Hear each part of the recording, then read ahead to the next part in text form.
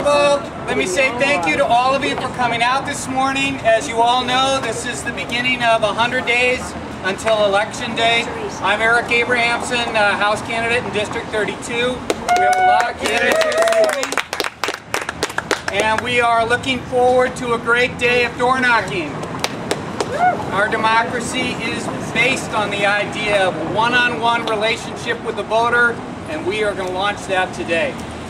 I want to acknowledge all the candidates that are here, so if you put up your hands, I'll try and go around and point everyone out.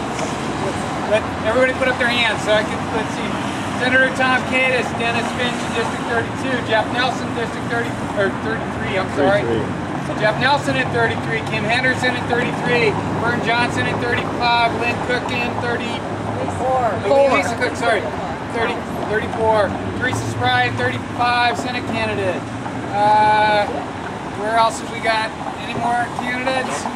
Okay, good. We're going to do just a short program this morning, and then we're all headed out on the doors. So if you are ready and able to go door knocking with us this morning, check in with your the candidate of your choice, and they will have a voter list, walk list ready for you to take out. This morning I want to introduce our incumbent state senator, Tom Katis, who's going to kick us off this morning. Thank you, Harry. We're gathered here at the statue of Franklin Delano Roosevelt, quite possibly one of the greatest presidents, certainly in the last 100 years. Took us through the Great Depression, the Great Wars. We're facing similar challenges this year.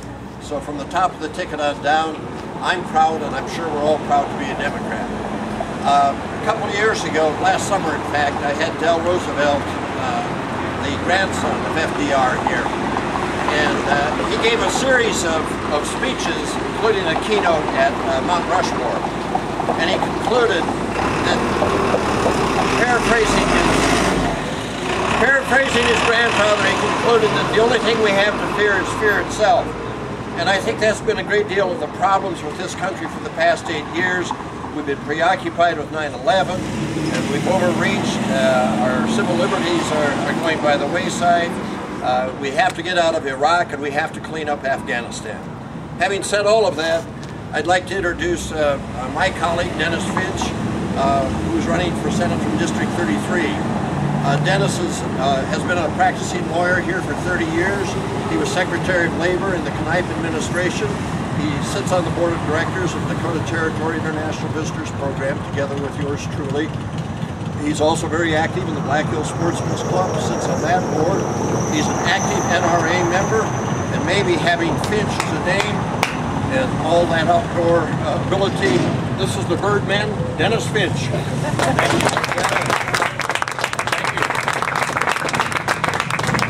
Welcome.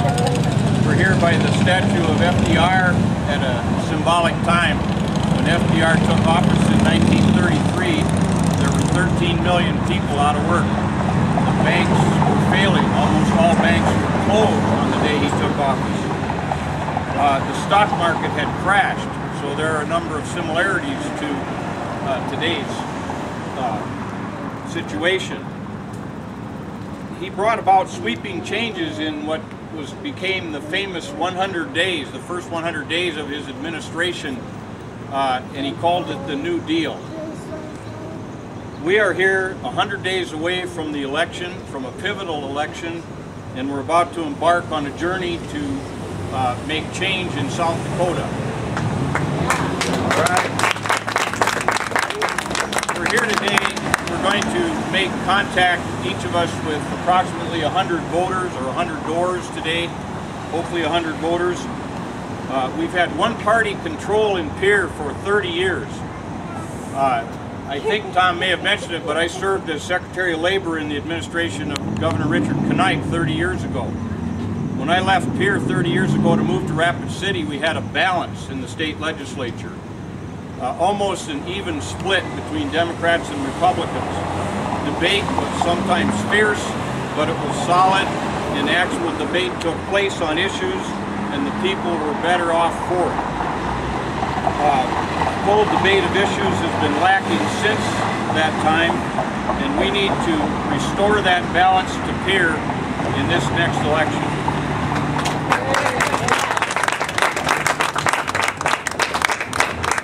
You know, Franklin Delano Roosevelt probably gave more speeches and had fireside chats and more contact with voters perhaps than any president in history. One of his quotes, which was rather famous, he said, "Democracy cannot succeed unless those who express their choice are prepared to choose wisely. The real safeguard of democracy, therefore, is education."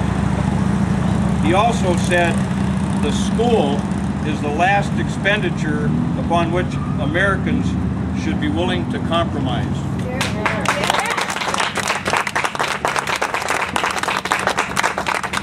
Over the past 30 years, our state government in Pierre has been far too willing to compromise on the proper funding of education.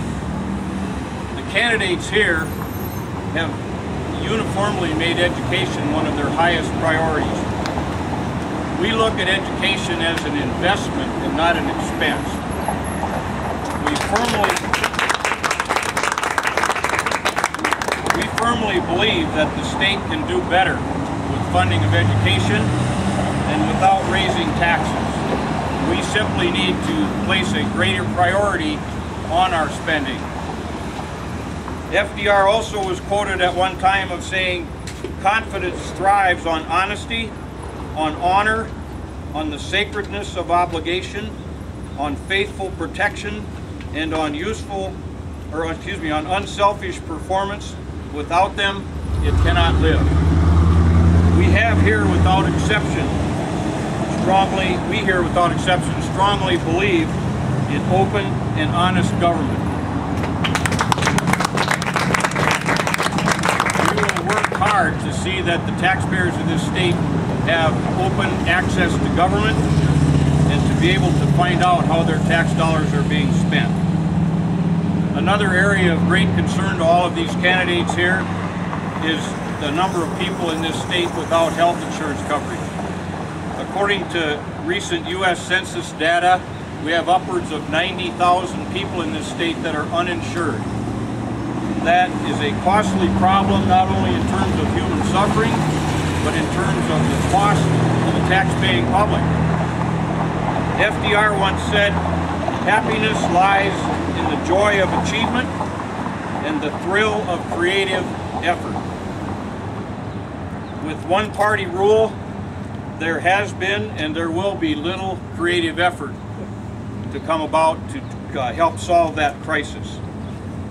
These are a few of the issues that these candidates are going to take forth to the voting public and ask for the voters' concerns, which we believe mirror those concerns.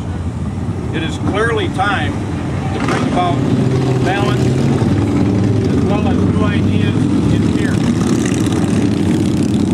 We will be at your door soon to ask your help in bringing about this change.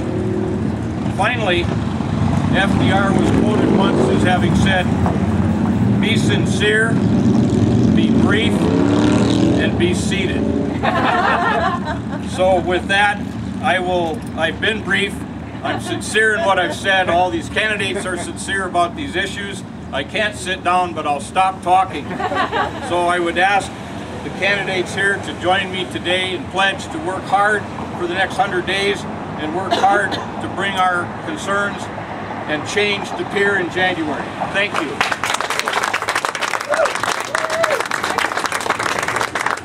We have two more candidates that have joined us, Curtis Marquardt and Beth Wojan. Give them a round of applause. And now, before we get out and get the doors, let's get a photograph of all candidates with the President.